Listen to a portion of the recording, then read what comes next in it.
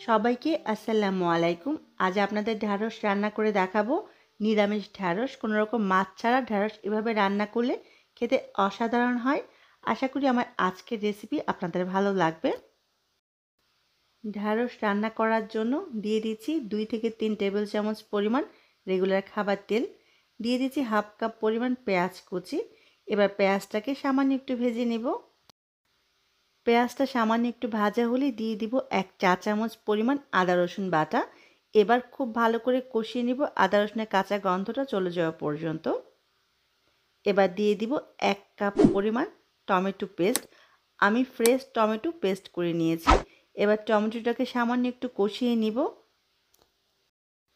টমেটোটা সামান্য একটু কষানো হলেই দিয়ে দিব স্বাদ অনুযায়ী লবণ, দিয়ে দিব হাফ চা চামচ পরিমাণ হলুদের গুঁড়া, লাল মরিচের গুঁড়া দিয়ে দিব হাফ চা চামচ পরিমাণ। আপনি আপনার টেস্ট অনুযায়ী মরিচের পরিমাণটা কম বেশি করে নিতে পারবেন। দিয়ে দিচ্ছি হাফ চা চামচ পরিমাণ ধনে গুঁড়া, জিরার গুঁড়া দিয়ে দিব হাফ চা চামচ পরিমাণ। এবার সবগুলো উপকরণ একত্রে খুব ভালো করে কষিয়ে নিব। কষাতে কষাতে যখন তেলটা এরকম উপরে ভেসে আসবে তখন বুঝতে হবে মশলাটা খুব ভালো করে কষানো হয়েছে। এই পর্যায়ে দিয়ে দিব 2টা মাঝারি সাইজের আলু। আলুগুলোকে আমি একটু লম্বা লম্বা করে আর মোটা করে কেটেছি। ঢ্যাঁড়সটা যেরকম করে কেটেছি ঠিক ওই সাইজ করে আলুটাকে কেটেছি। আলুটা সেদ্ধ হতে একটু সময় বেশি লাগে, সেজন্য প্রথমে আলুটাকে আমি একটু সেদ্ধ করে নেব। এই মশলার মাঝে আলুটাকে 4 থেকে 5 মিনিট খুব ভালো করে কষিয়ে নেব। যত ভালো করে মশলাটা কষাবেন তরকারির টেস্ট কিন্তু তত ভালো আসবে। আমি 4 থেকে 5 মিনিট মিডিয়াম আঁচে খুব ভালো করে আলুটাকে মশলার মাঝে কষিয়ে নিয়েছি। এবার আলুটা সেদ্ধ হওয়ার জন্য আমি এখানে পানি দিব। 1 থেকে 1.5 কাপ পানিতেই আলুটা খুব ভালো করে সেদ্ধ হয়ে যাবে।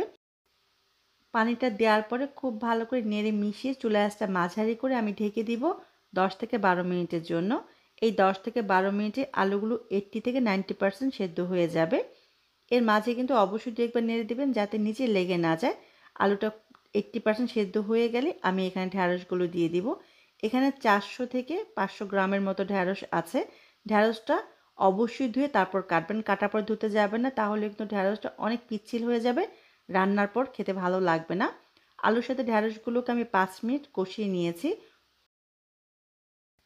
মশলার সাথে ঢ্যাঁড়সটা এরকম করে কষিয়ে নিলে এর টেস্ট অনেক ভালো আসে।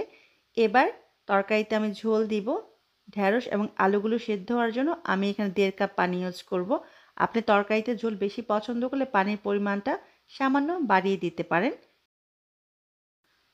এবার সবগুলো উপকরণ একত্রে খুব ভালো করে নেড়ে মিশিয়ে চুলার আঁচটা মাঝারি করে আমি ঢেকে দিব 10 থেকে 15 মিনিটের জন্য। ফিরে এলাম 15 মিনিট পরে।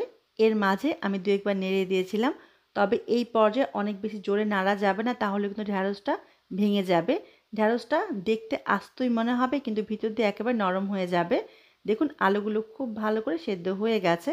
খুব আলতো করে এই পর্যায়ে নেড়ে দিতে হবে।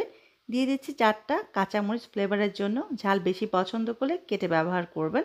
ধনেপাতা কুচি দিয়ে দিচ্ছি 2 থেকে 3 টেবিল চামচ পরিমাণ।